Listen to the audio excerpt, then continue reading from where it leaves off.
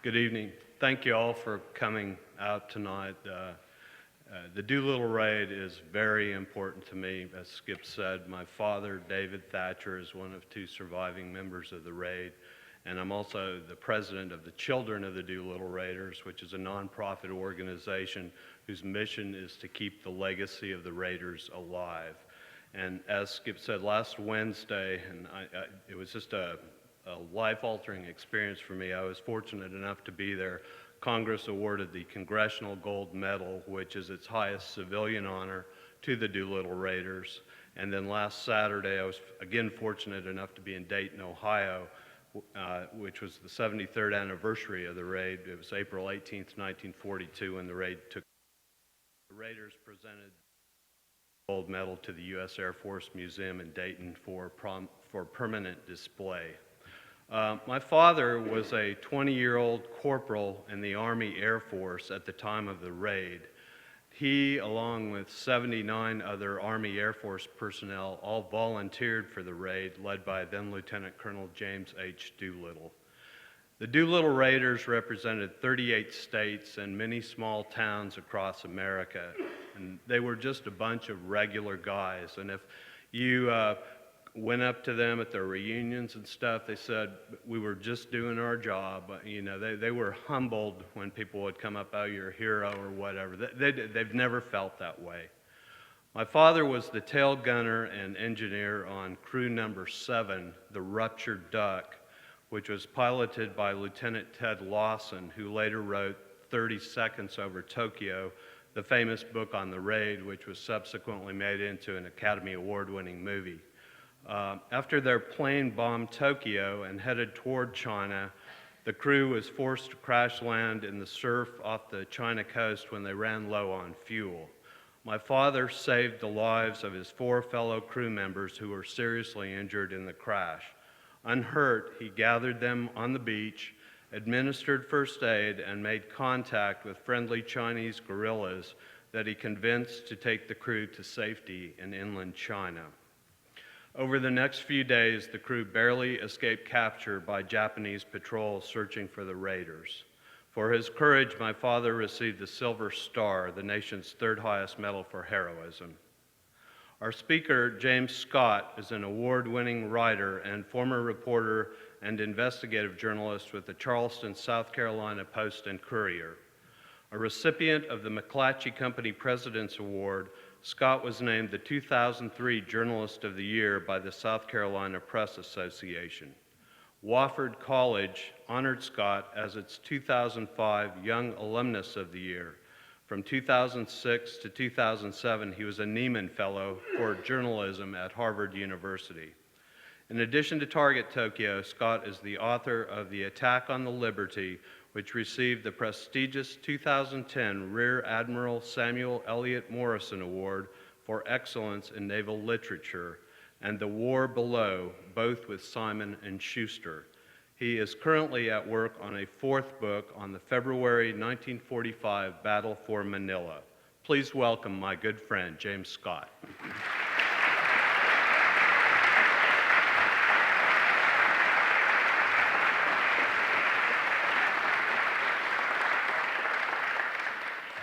Good evening. Thank you, everybody, for coming out tonight. It's a full house. It's exciting to see so many folks that are interested in the Doolittle Raid. I'd also like to thank Jeff. If you just heard Jeff tell a little bit about his dad, I think his father has truly one of the best stories of the 80 men who were on board, who were on the Doolittle Raid during that time, and his heroics are pretty legendary. I'd also like to thank Skip Rutherford and Nikolai for all their wonderful efforts to arrange tonight's event, for bringing me down here and making this possible. I'd also like to thank Bob Gee for the wonderful tour he gave me earlier today of the Clinton Library next door, which was really a fascinating opportunity to check that out during a few hours earlier this afternoon. As Jeff mentioned, and it was this past week has been a big week for the Doolittle Raiders. The U.S. House and Senate on Wednesday, this past Wednesday, presented them with the Congressional Gold Medal. And then Jeff's dad and the other surviving Doolittle Raider, Richard Cole, who's 99 years old and was Jimmy Doolittle's co-pilot, got together at the National Museum of the U.S. Air Force in Dayton and installed that in the permanent museum for the Doolittle, permanent display for the Doolittle Raiders in the museum, and also had a final toast together. So it was a big week for the Doolittle Raiders. The Doolittle Raid was essentially, in short, America's answer to the attack on Pearl Harbor. It was a surprise attack on Tokyo, executed just 4 months after the Japanese attack on Hawaii. It was a virtual suicide mission. 16 bombers crewed by 80 young airmen who flew a one-way mission to pummel Japan's factories, warehouses, and shipyards, and then escaped to free China. But it was much more than just a bombing raid.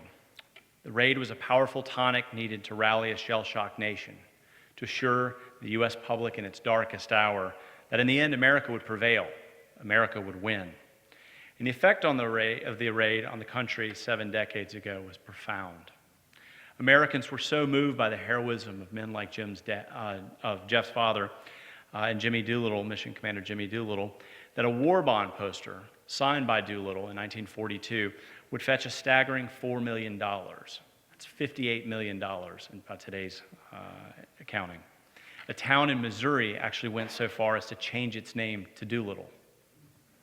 And of course, the raid had huge effects on the outcome of the war. It prompted the Japanese in the summer of 1942 to make an ill-fated grab for Midway Island, which ended in disaster for the Japanese. They lost 4 aircraft carriers that day, and it shifted the balance of power in the Pacific in favor of the United States. But it was the Chinese who paid the largest price. Outraged over the raid, Japan launched a retaliatory campaign against the Chinese that killed an estimated 250,000 men, women, and children, and prompted comparisons to the rape of Nanking. All of these things occurred because of one raid. 16 bombers crewed by just 80 young volunteer airmen. That, to me, is what makes the Doolittle Raid one of the greatest stories of World War II. The Doolittle Raid really began on the morning America entered World War II.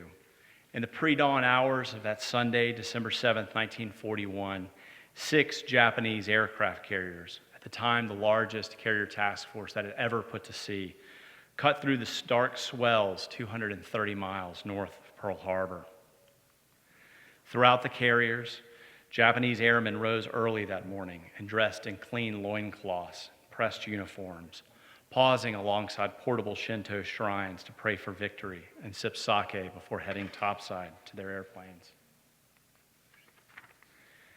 The faint light of dawn punctured the morning clouds as the aircraft carriers increased speed and swung into the wind to prepare to launch. 183 fighters, bombers, and torpedo planes roared off the carrier's deck in the first wave, followed by a second strike of 167 planes. The attack on Pearl Harbor was more than just a raid. It was the dramatic opening act of war against the United States, a surgical strike designed to mortally wound America's powerful Pacific fleet, anchored in the cool Hawaiian waters. Japanese Admiral Yamamoto, who was the architect of the raid and the attack on Pearl Harbor, knew it was imperative for Japan to sideline the United States before the war ever even began. That was evident by his final message to his forces. Quote, "The fate of our empire," he warned, "depends upon this operation." That Sunday morning, American forces slumbered. Troops had been out the night before, cruising down Honolulu's famous Hotel Street, lined with tattoo parlors, pinball joints, and shooting galleries. Others had watched Clark Gable as the frontier con man in the movie Honky Tonk, or attended the finals of the Battle of the Band at Pearl Harbor's Block Recreation Center. When Japanese planes appeared in the skies over Pearl Harbor that Sunday morning, America was caught completely off guard. This is actually a Japanese photograph from the opening shots of the attack. Pearl Harbor resembled a parking lot that morning with 94 ships in port, almost half of America's Pacific fleet. Pilots zeroed in on the 9 battleships moored side by side. This is a Japanese photograph that shows the oil spilling out of the battleships Oklahoma and West Virginia.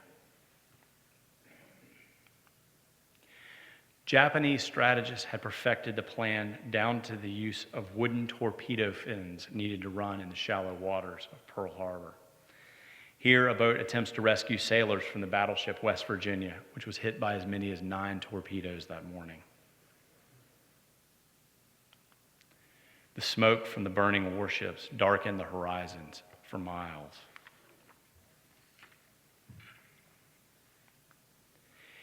In addition to targeting the Navy's warships, Japanese forces zeroed in on Hawaii's airfields, including the Naval Air Station at Pearl Harbor, destroying 188 planes. The attack on Pearl Harbor destroyed or damaged 18 ships, including 8 battleships. Pictured here is the capsized battleship Oklahoma. The human toll proved horrific. Casualties among soldiers, sailors, Marines, and civilians soared to more than 3,500, a figure that counted 2,403 killed. President Roosevelt was in the White House finishing up his lunch when news of the attack reached Washington. That afternoon, as damage reports continued to pour in, he wrote what was arguably his most famous speech, even though it totaled barely 500 words. His use of the word infamy, his son later noted, would forever describe what happened that day. The next day at 12:30 p.m., Roosevelt delivered that speech before Congress, asking for a declaration of war. Personally, the president was sickened by the attack, and he knew that the patriotism that flared up in the days afterwards would prove short-lived. America was in no position to go on a sustained offensive. It would take much of 1942, in fact, to enlist and train new troops, build more ships, planes, rifles, and bullets. Yet Roosevelt knew the American public's patience would not survive that long. So before rescuers could even pluck all the dead from the oily waters of Pearl Harbor, he summoned his senior military leaders and demanded America find a way to strike back. Not a raid against some far-flung island in Japan's empire, but an attack on Tokyo. The challenge facing war planners was just how to do it. America had no bases in the region from which to operate. In addition to the attack on Pearl Harbor, the Japanese had seized Guam and Wake, and the Philippines was under siege and would fall in a few months. The Japanese had likewise taken Hong Kong and Singapore from the British, and the oil-rich Dutch East Indies, what we now know today as Indonesia, from the Netherlands. In a few short months, Japan had established an empire that stretched across more than 20 million square miles in 7 time zones. But Roosevelt pressed his military leaders to find a way to make it happen, including U.S. Fleet Commander Admiral Ernest King and Army Air Forces Commander General Hap Arnold. The challenge, of course, wasn't just a lack of bases in the region, but the fact that while we had aircraft carriers, it was simply too risky to take them all the way in for a retaliatory strike against Tokyo. Naval aircraft at that time were single engine, and they had a very limited flight range. And so for them to be able to go and attack Tokyo and return to their carriers, they would have to literally come within just a few hundred miles of Tokyo. And that would put the 3 flat tops that we still had in the Pacific at that time in far too much danger. But while at Norfolk, one of Admiral King's staffers saw carrier planes practicing takeoffs on a runway that had been marked up to resemble an aircraft carrier deck. And he thought to himself, rather than use a Navy plane, what if we could fly a longer-range Army bomber off of an aircraft carrier, something that had never before been done before? With that concept in mind, the Doolittle Raid was born. The job of planning that raid ultimately fell to 45-year-old Jimmy Doolittle, who was without a doubt one of the most fascinating characters of the 20th century. Doolittle was born in California, though he grew up in Alaska, where his father was an unsuccessful gold prospector. He was small in stature. He stood just 5 feet 4 inches tall. Yet on all of his military records, he upped his height by 2 inches. What he lacked in size, however, he made up for in spirit. And to avoid bullying, he very quickly figured out he needed to learn how to fight. And he became really good at it. So good, in fact, he became a professional boxer. He returned to California as a young man and enrolled in college. And he always harbored an interest in flying. So he enlisted in the Army when World War I began. On his first flight, he fell in love with it. He proved so good at it that rather than send him to Europe to fight, the Army kept him home to train others. Quote, "My students were going overseas and becoming heroes," he later lamented. "My job was to make more heroes." When the war ended, Doolittle chose to remain in the service, recognizing it was the one place where he could still earn a steady paycheck and fly every day. This was an early era of aviation, too, so you have to remember there was a lot of activity, efforts to set new firsts. There were races, speed competition, things of that nature. And Doolittle joined in on that. In fact, not only did he set speed records and become a racer, but he also was the first pilot ever to fly cross country in less than a day. But he was also brilliant. He earned his master's and doctorate degrees from MIT. He recognized that one of the biggest challenges facing aviation was that you couldn't fly without sight. So if you were in fog or at night or bad weather, it really limited the ability to use an airplane. So he set out to change that. He actually helped develop the artificial horizon, which is still standard on airplanes today. He was also the first pilot ever to take off, fly, and land again using only instruments. It was a feat he accomplished inside a hooded cockpit. And he did it actually in order to make sure that he had to have another pilot in front of him flying in case he were to collide with another plane. And that pilot had to fly with his hands up over his head so that observers on the ground would know he wasn't actually using any of the controls. The New York Times summed Jimmy Doolittle up best when they said, quote, "Doolittle is as gifted with brains as he is with courage." So when World War II began, Doolittle,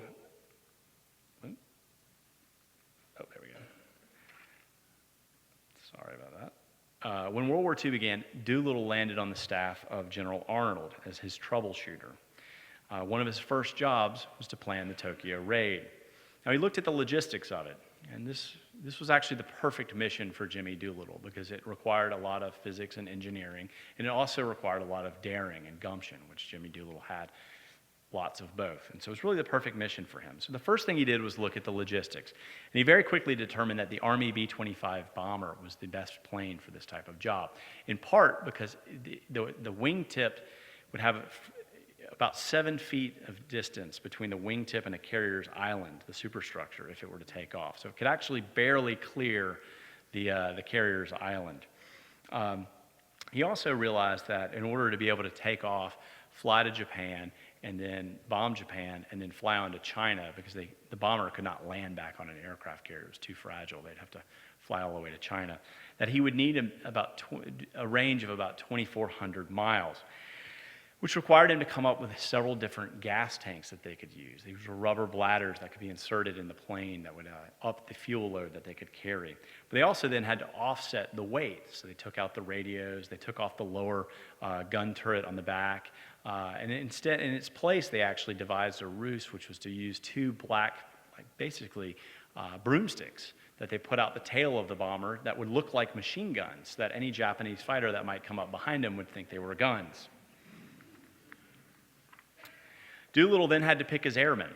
The B-25 would be one of the big workhorses of the Army Air Forces during World War II. We'd ultimately make about 10,000 of them. But at the time of the Doolittle Raid, it was still a very new aircraft, and so there were very few squadrons actually flying them. But there were several of them in Pendleton, Oregon, that were flying anti-submarine patrols at the time. And so Doolittle had all of those men transferred to Columbia, South Carolina. And there he recruited his 79 volunteers for the mission. He then had those men transferred from Columbia down to the Florida Panhandle, to a remote airfield down there where he could train them in short takeoffs. They would actually bring in a Navy pilot, a carrier pilot, who would then teach these Army pilots sort of the art of carrier takeoffs. But they needed a runway that was remote where no prying eyes would see what they were up to. Meanwhile, as Doolittle was doing that, the Navy was assembling its own task force, which would ultimately be 16 warships, including 2 aircraft carriers, 4 cruisers, 8 destroyers, and 2 oilers. It would also require about 10,000 men to go along with them. The bombers were so large that they couldn't actually fit in the aircraft carrier's elevator, so they were going to have to take them across, tied down on deck. But they also realized that in case they were caught by the Japanese, they would have to have a second aircraft carrier to go with them as cover, if you will. And so that explains the 2 carriers. This task force would then have to operate in radio silence, steaming 5,200 miles all the way across the Pacific to the enemy's backyard. Now, this is an incredibly dangerous mission at this point because the Japanese had 10 aircraft carriers and the United States had only about 3 in the Pacific at the time of the attack on Pearl Harbor. We had brought one more over from the Atlantic fleet, and then the Hornet was a brand new carrier, the one that was going to take Doolittle. But even then, we only had 5 aircraft carriers in the Pacific compared to Japan's 10. And we were going to send 2 of them all the way to the enemy's home country to pull off this mission. On April 2nd, 1942, just 16 weeks after the attack on Pearl Harbor, the carrier Hornet departed San Francisco, bound for Tokyo. The carrier's only protection was the task force of warships that accompanied it.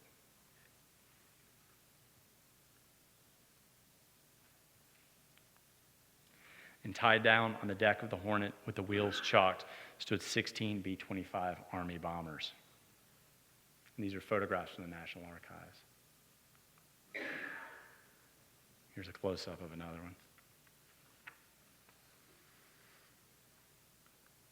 The bombers had so little room, actually, that the tail of the 16th bomber literally dangled over the aircraft carrier's fantail.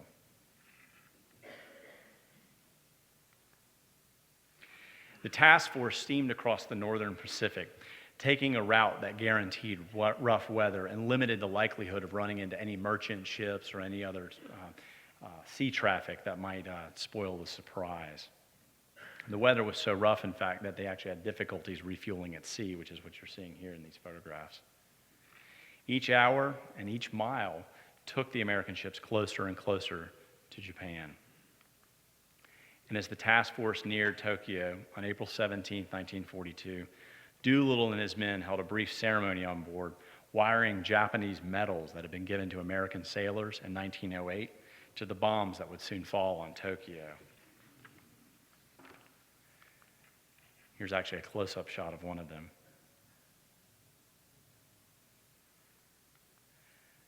Other sailors took this opportunity to scrawl messages on the bombs, like the one penciled on the fin here. I don't know how visible it is, but quote, "I don't want to set the world on fire, just Tokyo," one read.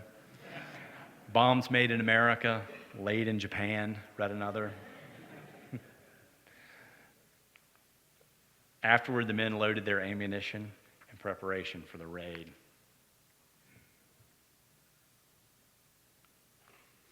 An important player in the Doolittle story is Japanese Admiral Yamamoto, who I mentioned earlier was the architect of the attack on Pearl Harbor. Yamamoto was the son of a samurai warrior who had also gone to Harvard. And so he understood America's national resolve. In fact, he had been the one in the Japanese military who had long resisted the attack on Pearl Harbor, even though the responsibility for planning it ultimately fell to him. At this time, the Japanese public, of course, was celebrating Japan's many successes. And Yamamoto really disdained that celebration. He feared that America's aircraft carriers, which were missing at Pearl Harbor, would come back to haunt Japan. And it was a fear that literally grew into an obsession for him. Each day, his aides said he would call and demand weather reports over Tokyo, and if it were cloudy or rainy, bad weather for a bombing, he would be relieved.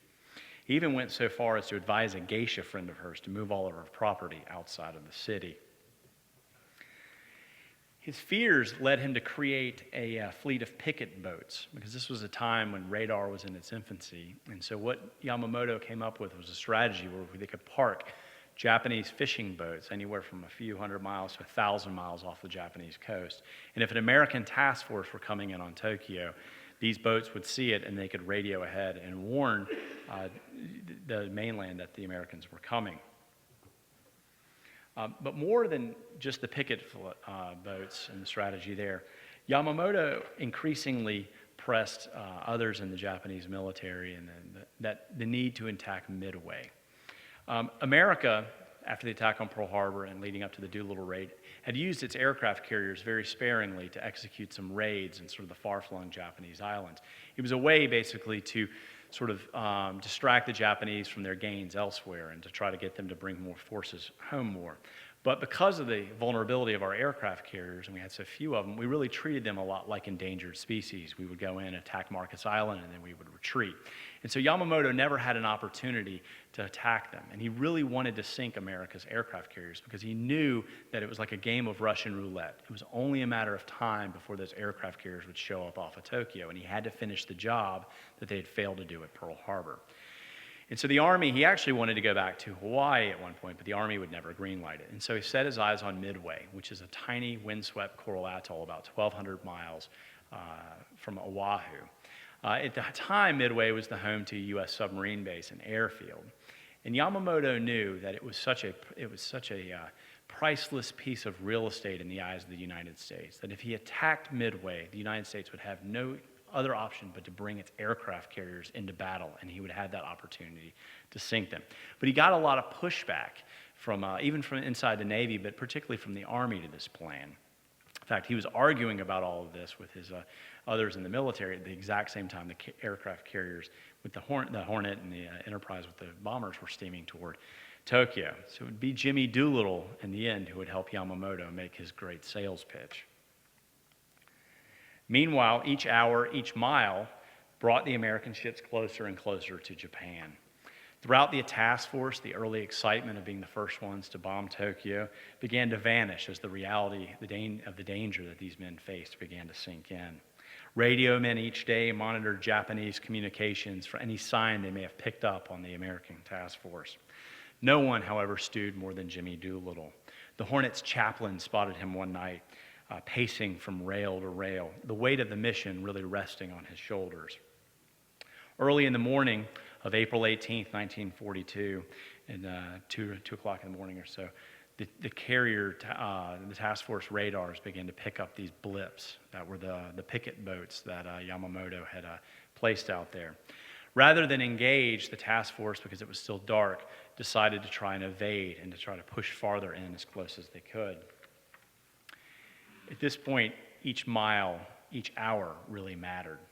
Finally, at daybreak, however, they ran into some of these picket boats, and the task force could no longer evade, and the time to fight had finally arrived.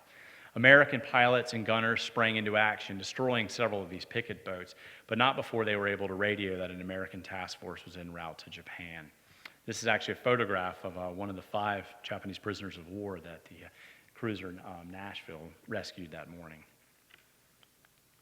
Meanwhile, back on board the carrier Hornet, it was time for Doolittle and his men to go. The challenge that Doolittle and his men faced, however, was that the Hornet was still more than 800 miles from Tokyo. Now, Doolittle, when he was planning this mission, figured in a best-case scenario they would get to within 400 miles of Tokyo. He set 650 miles at the outside farthest distance that they could take off, still have enough fuel to make it, bomb Tokyo, and then make it all the way to China. At this point, they're more than 800 miles out. It's a virtual suicide mission at this point. The reality that they would be able to make it to China was very, very unlikely. They would likely end up in the East China Sea. The weather this morning was atrocious. Heavy seas crashed against the Hornet, sending water over the carrier's bow. Rather than turn back, Doolittle instead climbed into the cockpit of the first bomber. Just 467 feet separated him from the Pacific. He flashed the thumbs up sign to the signal officer, who clutched a checkered flag. Sailors pulled the wheel chocks out as the officer waved his flag in circles, signaling Doolittle to push the throttle all the way forward. "Everything all ready?" he asked his crew chief. "Everything's okay, Colonel," came the response. The signal officer dropped the flag, and Doolittle released the brakes. The bomber roared down the flight deck at 8:20 a.m. He passed 50 feet, then 100, then 200. "He's never going to make it," someone on deck shouted. The bomber charged toward the end of the flight deck and then appeared to vanish. "Doolittle's gone," one of the Army navigators thought to himself. "We'll have to make it without him." But then the bomber roared up into the gray skies over the carrier's bow. Sailors crowded along the flight deck, and the carrier's island erupted in cheers. Quote, "The shout that went up should have been heard in Tokyo," the mission's doctor later said. "We were all yelling and pounding each other on the back. I don't think there was a sound pair of vocal cords in the flotilla." The other 15 bombers followed Doolittle, one right after the other at an interval of less than 4 minutes. From there, the men flew just above the wave tops en route to Japan.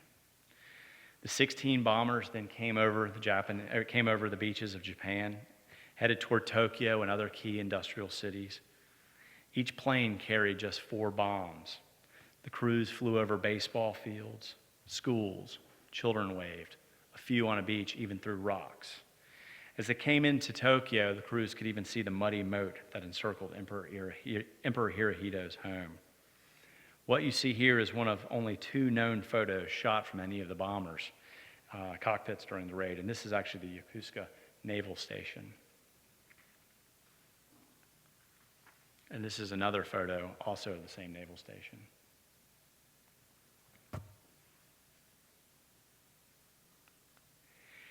Now, there have been several past books done on the Doolittle Raid over the years, but none of them have ever actually gone and looked into into Japan's archives to see what kind of records and photographs they have until now.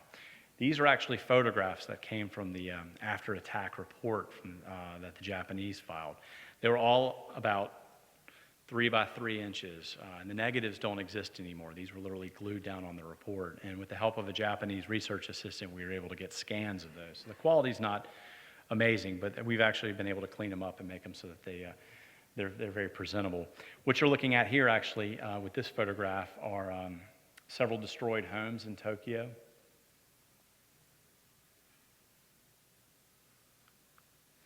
And pilot Harold Watson destroyed this. This is a wooden factory building that he destroyed. It was actually right next to a hazardous materials warehouse.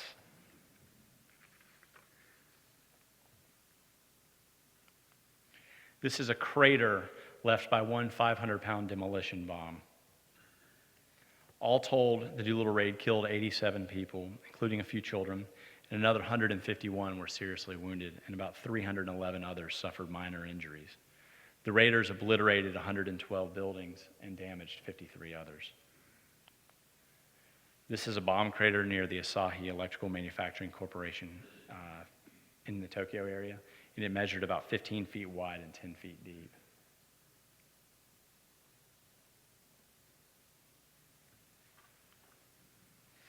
Here, some Japanese officials look on a bomb crater in the Tokyo area left by one of the raiders. Gives you a sense of the perspective of how big it is.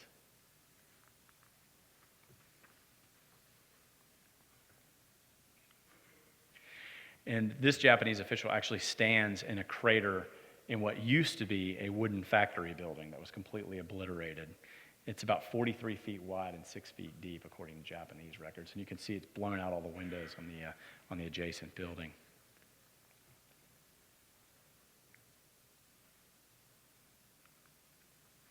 And this is a Tokyo area home that was destroyed.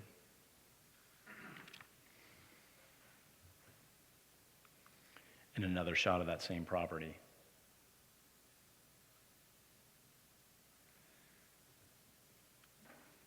This is actually an interesting story in that one of the demolition bombs was a dud, and it went through the roof of a home and then through the floor and dug down deep into the mud. And so Japanese workers actually dug down to retrieve it, and you can see how deep it went, and then they finally found it.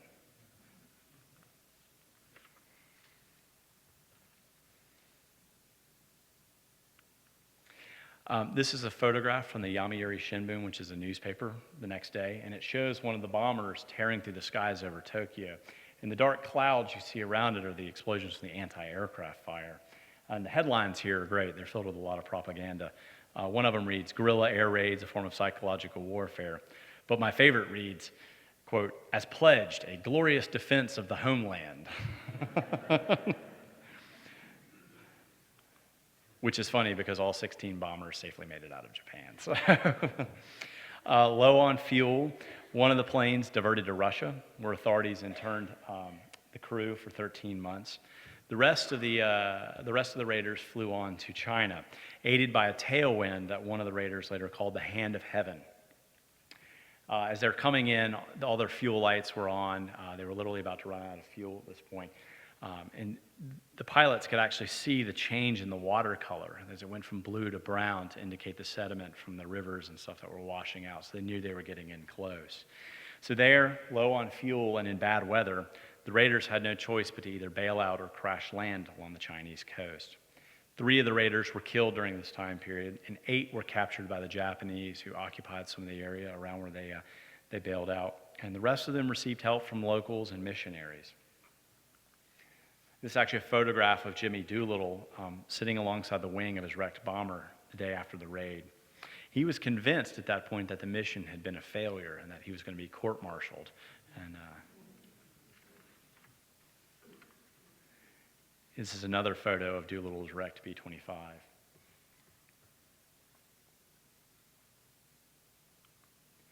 The air crews were scattered across several hundred miles, and they then had to find their way overland and link up with one another to eventually make it on to Chongqing. Here's a picture of Doolittle after he's reunited with his crew.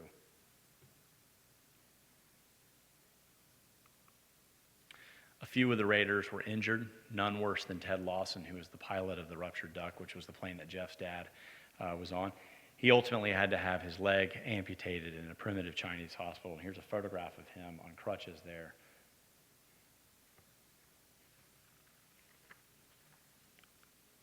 The other raiders then had to make their way overland across rural China using any transportation available, which included sedan chairs and rickshaws, even miniature ponies.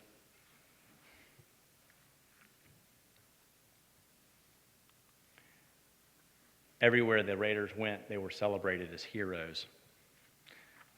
And that was made official when they reached Chongqing, and Madam Chiang Kai-shek awarded them Chinese commendation medals. And that's actually Doolittle and his executive officer, Jack Hilger, and Dick Cole, who's the other surviving raider, who's 99 years old.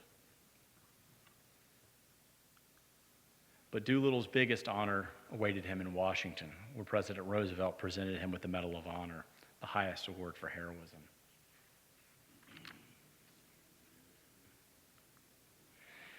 For 8 of the captured raiders, the story was far from over. The men suffered horrific torture, beatings, waterboarding. George Barr, who was the navigator on one of the planes, later described what it was like to be waterboarded before in the war crimes trial. He said, quote, "The water was going down into my lungs. It just stopped your breathing." Chase Nielsen, who was also captured, echoed him in his testimony. He said, quote, "It felt more or less like I was drowning, just gasping between life and death." The raiders were then put on trial and convicted in a sham proceeding that lasted just 30 minutes. The Japanese sentenced all 8 of them to death, but ultimately commuted the sentences of 5 to life in prison. 3, however, would face the firing squad, including Billy Farrow, who's a native of Darlington, South Carolina. On the eve of his execution, the Japanese allowed these men to write final letters home to their families, which miraculously, the Japanese kept them, and they miraculously survived the war. Billy Farrow wrote letters to his mother, his aunt, his best friend, and his girlfriend at the time, Elizabeth Sims. He showed an incredible sense of maturity for a 24-year-old man who's about to face his death. He wrote to her, and I'll quote, "You are to me the only girl that would have meant the condition of my life. I have realized the kind of life being married to you would have meant to me and to both of us, and I know we would have found complete happiness. It is a pity we were born in this day and age. At least we had part of that happiness. Find yourself the good man you deserve, Lib, because you have so much to give to the right one." The Japanese came for Billy Farrow, Dean Hallmark, and Harold Spatz on the afternoon of October 15, 1942. They took them out to Public Cemetery No. 1 on the outskirts of Shanghai. And there, the raiders were made to kneel in front of 3 crosses where the Japanese bound them. The Japanese then placed a white cloth around each airman's head with a black dot to mark the center of the forehead, just above the nose. A single shot killed each of the 3 raiders. The others would spend 40 months in Japan's notorious POW camps, where Raider Bob Meader actually starved to death. This is a message that the raiders carved into the floor of one prison cell. And at the end of the war, it was ultimately cut out and used as an exhibit in the war crimes trial. And that floorboard, as you see there, is actually in the National Museum of the U.S. Air Force in Dayton. I saw it when I was up there this past weekend.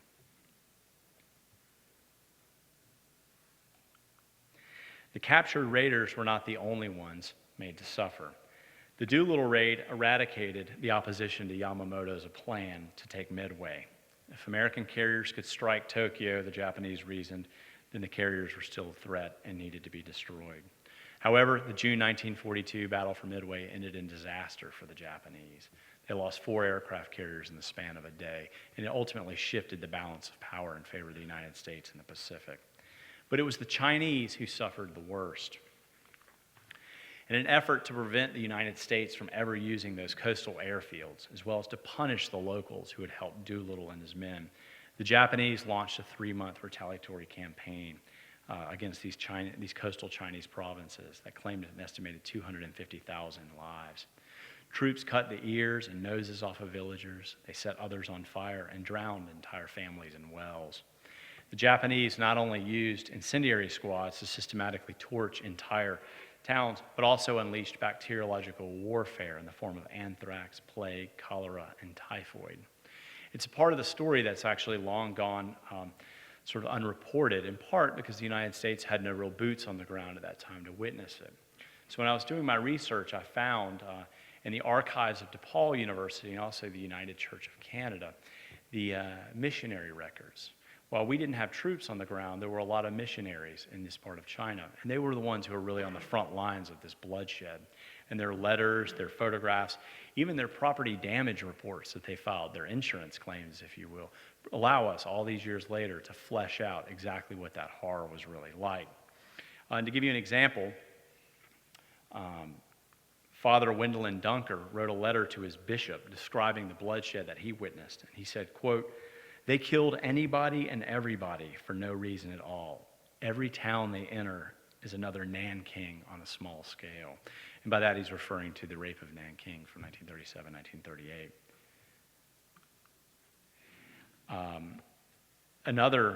Father Vincent Smith echoed him in his own letter, and he said, quote, "I cannot tell you the full story of the brutalities inflicted on these helpless people, on men, women, and children, even upon babies," he said. "No civilized mind can conceive the tortures which were inflicted on all." At the war's end, the 4 surviving Doolittle Raiders were released from prison, none weighing more than 100 pounds. Chase Nielsen, who's pictured here, would later return to China as the star witness in the war crimes trial against the Japanese, the executioner, some of the judges who'd sat on their trial. 4 of the men who played a role in the imprisonment and execution of the Doolittle Raiders were convicted and sentenced to between 5 and 9 years in prison. But in some of the new information that's only just recently come to light, war crimes prosecutors also went after the Japanese general who signed the death order, the execution order, if you will, for the 3 captured raiders who were shot. But when the war ended, General MacArthur's chief of intelligence at that time determined that this Japanese general was just too valuable of a post-war intelligence asset to be thrown into the war crimes trials. And so they fought back and ultimately were successful in having him eventually smuggled out of prison and prevented from ever standing trial for his role in the execution of the Doolittle Raiders. Now, Doolittle had promised his men on board the Hornet that after the mission was over, he'd throw them all a really big party. And so with the war finally over and the last of his raiders home from prison, he delivered. He threw a party in Miami in December 1945 that started a tradition that's carried on for more than 7 decades. It finally ended in 2013 when the last 3 surviving raiders gathered for a final time in Dayton. At the 1947 reunion, however, the raiders had such a grand time that night that the clerk left this message for his boss. And I'll read it to you. It says, "The Doolittle boys added some gray hairs to my head. This has been the worst night that I have worked here. They were completely out of my control." He goes on to describe how these guys were all out into they were in the pool all at night, including Doolittle. And I can't read it real well from this distance, and I don't want to do it any injustice, but he goes on essentially to say, finally, and to conclude, yes, it was a very rough night. Well, the Raiders just thought that was great, and as you can see, they all signed this. And so, in fact, it's actually now preserved in the Air Force archives down in Montgomery, Alabama. So, that concludes my presentation, and I'm happy to take any questions from folks who may have them. Thanks.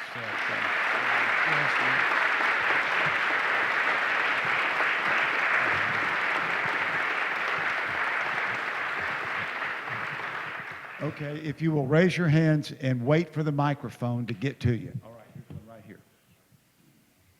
Yeah, there's a microphone. The 4 Americans who were captured and subsequently executed, why? Why were those 4 selected? Yeah, I mean, and that's kind of, the record's unclear exactly why those individuals were the ones that were singled out. What actually happened is that a lot of officials inside the Japanese government wanted to execute all of them. I mean, the raid had so infuriated many of Japan's senior military leaders that they really wanted to kill them all. And they also, but Tojo, of all people, who was the war minister and prime minister, intervened. And he ultimately said, if we execute all of them, then we run the risk that the Americans, who have a lot of our diplomats from our embassies and consulates and things like that, will retaliate and will execute our people. So we've got to come up with a compromise where we can punish them so that we look strong, and at the same time, not cause so much outrage in the United States that they retaliate. And so they came up with the idea of executing 3 of the 8. Of those that were executed, 2 of them were pilots. And so in all likelihood, it had to do with the fact that they had been the pilots on it. But there's nothing in the Japanese debate or whatnot that says specifically why these few individuals were singled out. If you look at the interrogation records that the Japanese claimed that these men, what they said and whatnot, it's all fabricated. So you can't look at that and say, well, he said this in his, and so therefore this is why he was the one, because those, all of that stuff was bogus. So, Questions? Yes, sir, right here. Right here on the 3rd row, right here.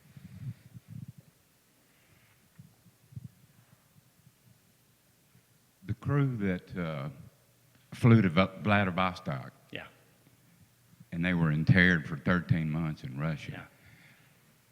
What was the explanation for keeping them that long? I mean, Russia was our allies at the time. And I'll tell you, I think that's one of the great stories of the Doolittle Raid, is what happens to this crew. So anyway, these guys were flying, and their carburetor had been switched out right before. And they all had specially tuned carburetors so that they would burn the proper fuel ratios so they could make it to China.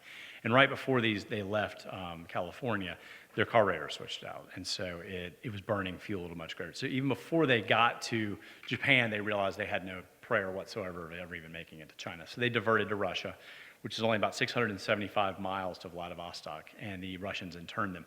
Now, the United States was working with the Russians at that time, but Russia had a neutrality pact with the Japanese, because Russia was busy fighting Germany on the other side of Europe and couldn't fight a war on both sides.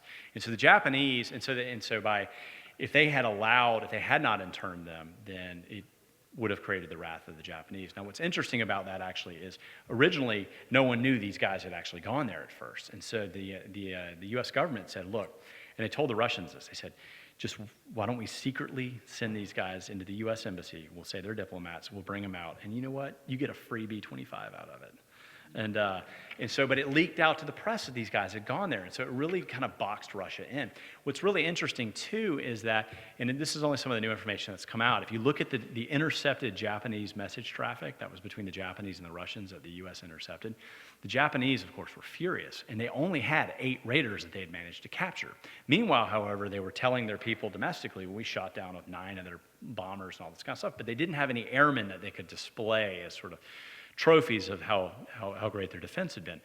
So they were really pressuring the Russians to hand over these raiders and basically accusing them of collaborating with the United States and saying, well, look, if you're going to allow these raiders to land, you might as well, it's almost an act of war, if you will. But the Russians held firm and said, we're not going to give you these raiders. But it also kind of locked in their fate that they were stuck there. So these guys were there, and they were way up in North Russia, and they were miserable, And after a number of months, they actually they wrote a letter to Stalin, and they said, look, we'd love to fight. It's pointless for you guys to keep us. If you're not going to send us back to the United States, could you at least send us somewhere warmer? We're all from the South. This is miserable. And so to their astonishment, a couple months later, these Russian officers showed up and took them out. And they ultimately took them all the way down and put them right on the Iranian border and basically put them in a little adobe building, took away the minder who'd been with them all this time period and said, you guys are on your own, good luck. And of course, the first thing these guys did was run across the border and into Iran and go to the British consulate where they were given scotch. And so this debate has long simmered between the two pilots on that as to whether or not they actually escaped because they actually hired this smuggler to get them across, or whether the Russians had actually let them go. And so the two pilots had argued about that all the way up until they both passed away. And Robert Emmons, who wrote the book Guests to the Kremlin, said, no, we did it all on our own. And Ski York said, no, I think they let us go. Well, I finally found this memo in the Air Force archives, and it was about a different group because a number of other American airmen ended up in Russia and during bombing runs and things like that, and so they were interned as well. And there was this message inside the State Department that said, hey, we've got these other 100+ airmen, and we've worked out a deal with the Russians where they're going to hang on to them, then they're going to move them down to the south, and they're going to be allowed to escape like that crew did earlier this year. And so it kind of answered that question. So it's unfortunate that York and Emmons didn't live long enough to see that, but I think it's pretty conclusive that the Russians were tired of feeding them and they were tired of dealing with them, and so this was a great way to handle it. So.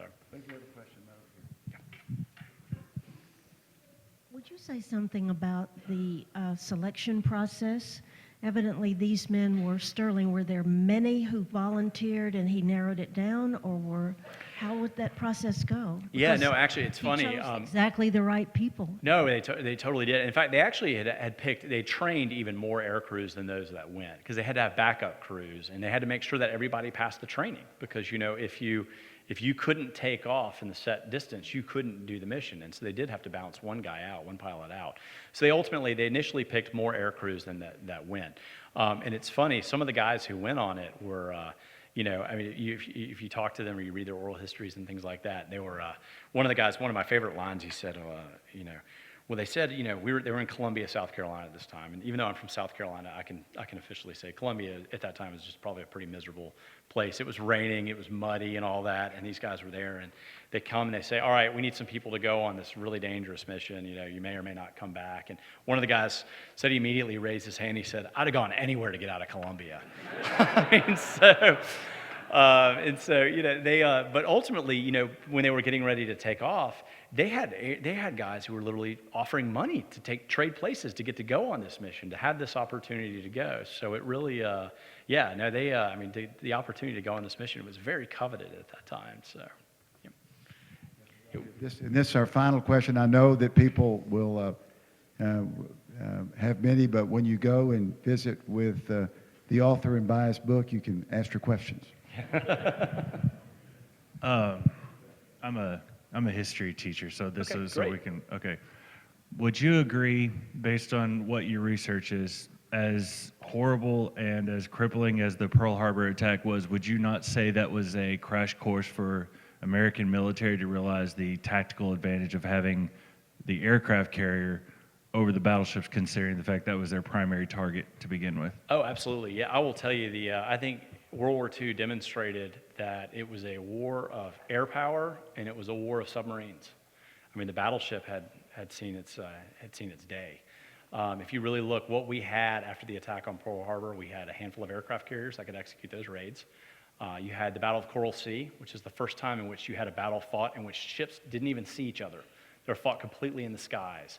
And you also had submarines would play a very valuable role in World War II in crippling the Japanese economy. So I think if you're really looking at what vehicles we had in the Navy that played the most pivotal role, definitely was not the battleship. It was the aircraft carrier, and it was the submarine, I think, were the two for sure. Okay, I'm going to ask everybody to remain seated.